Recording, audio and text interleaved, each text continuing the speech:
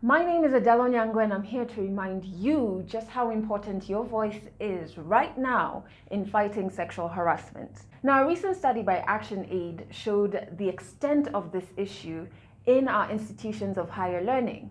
It showed that 1 in 2 female students and 1 in 4 male students have experienced sexual harassment. And furthermore, when it came to perpetrators, lecturers accounted for 66%, service staff 24%, and other management 23%. So clearly, this issue is major, and now more than ever, your voice is needed.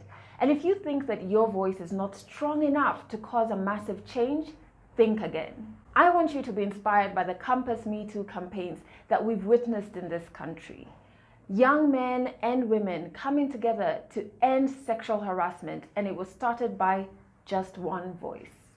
They not only had a petition with actionable points signed by about 10,000 people, but they also delivered this petition with their demands to representatives of the Ministry of Education.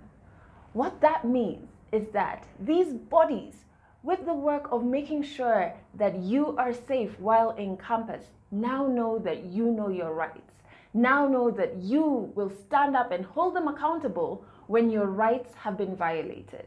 The ball is already rolling. You need to arm yourself with knowledge. You need to read up on what sexual harassment is and what it constitutes. You need to read up about the laws around sexual harassment. You need to read up about policies in your institutions of higher learning. Do they have a sexual harassment policy?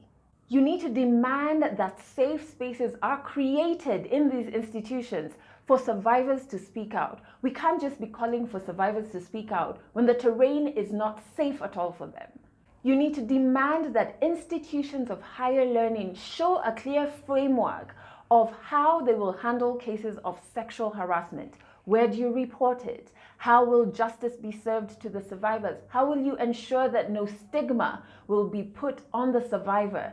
These are all things that they must do to ensure your safety. If they're not doing it, demand it. And remember, silence allows injustice to thrive, and that is where your voice comes in.